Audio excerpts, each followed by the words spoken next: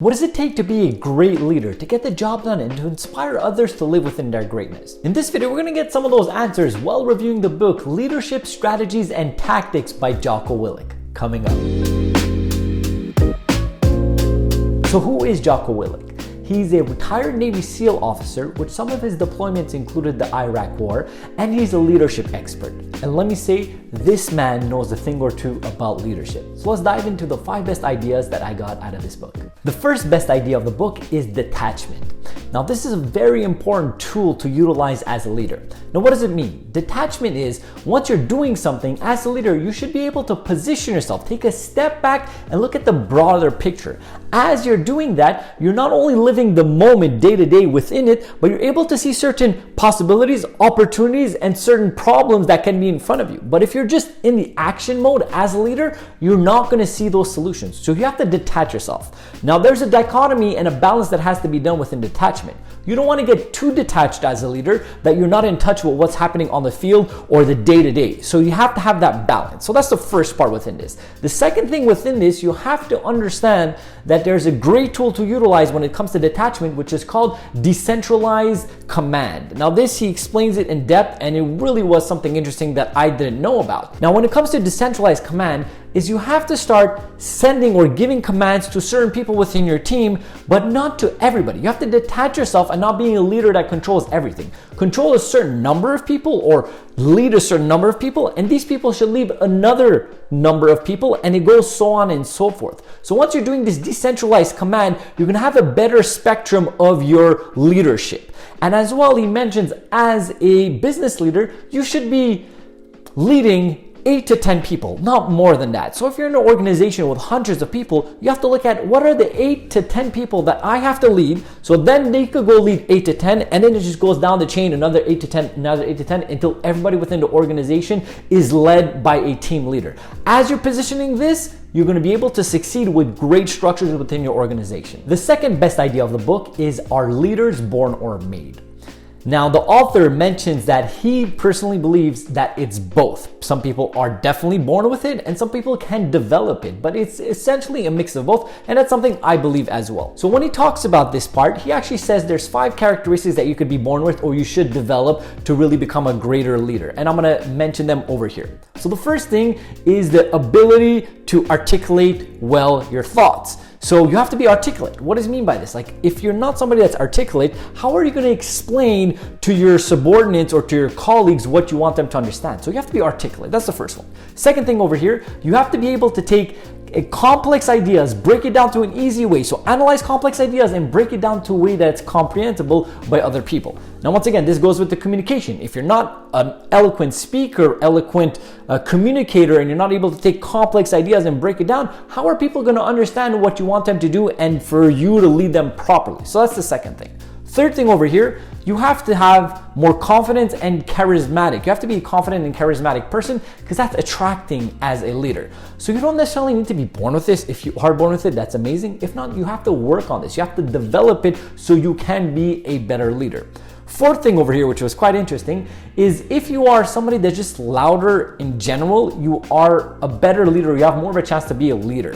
So if you have an octave voice that's louder, it's going to help you out. Just because as a leader, you have to transmit a lot of information. So if you have a voice that catches people's ear, then you're going to get the proper message across. And finally, the fifth one within this over here is you have to be able to read people. This is extremely important as a leader because you have to understand your team members, your subordinates, your colleagues don't respond all the same way. So you have to be able to understand, how does this person respond? Do I have to teach them? Do I have to take more time with them? Do I have to kick them in the butt at the proper time? You have to be aware as a leader, what are the people around you? If you see there's some value within this video so far, don't miss that at all. To give me a like, hit that subscribe button, and turn on the bell notification to find out when our weekly videos come out. So the word of the book that I picked for this book is dichotomy. Now, why did I pick it? Because I think this is probably one of the author's favorite words. He utilizes it a lot, and he's actually made a previous book called The Dichotomy of Leadership.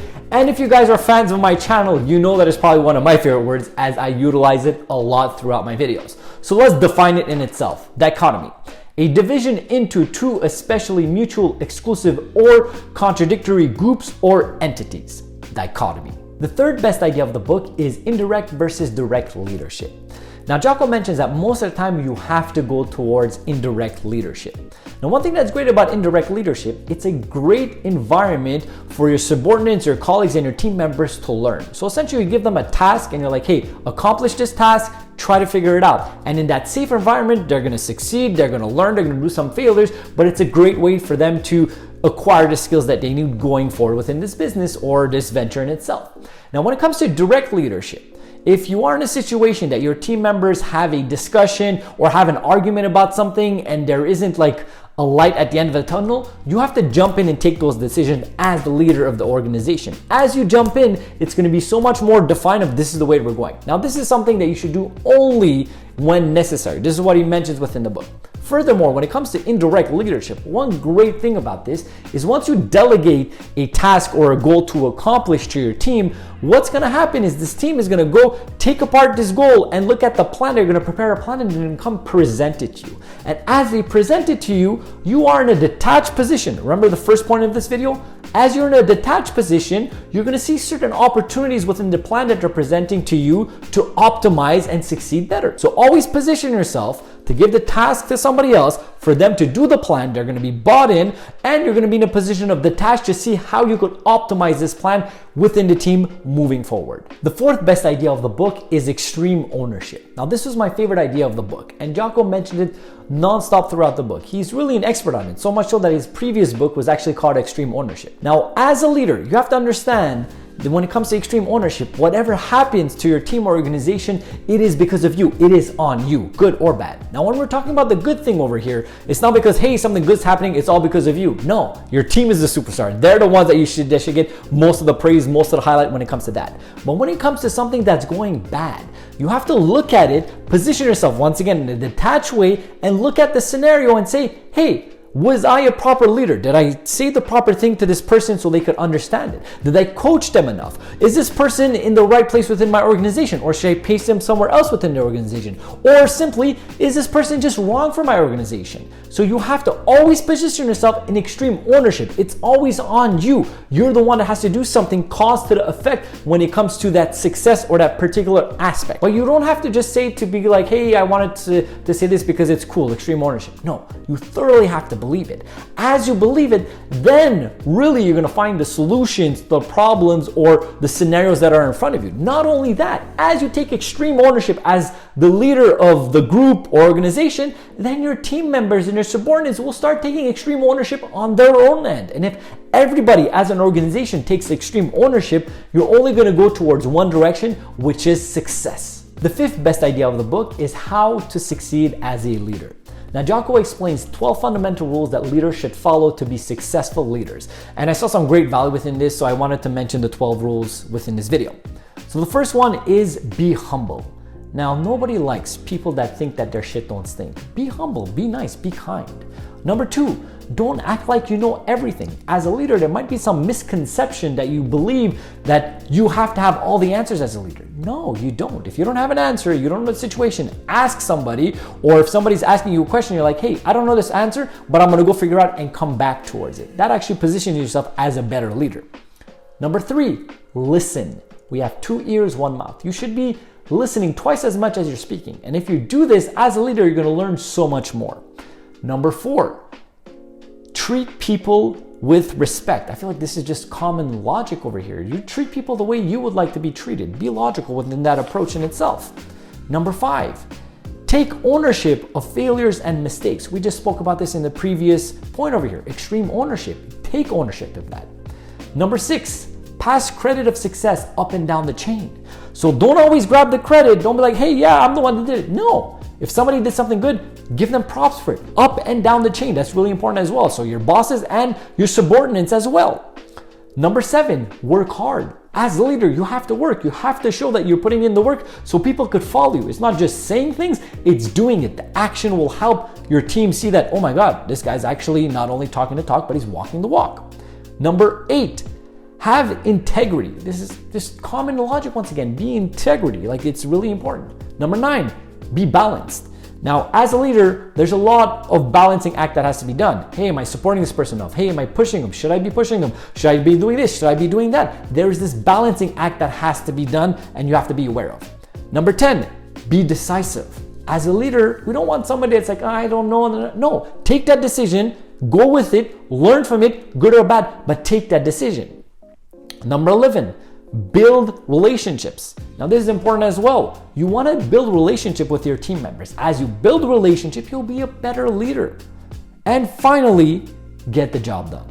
Now as a leader, you have to get the job done. The result is extremely important.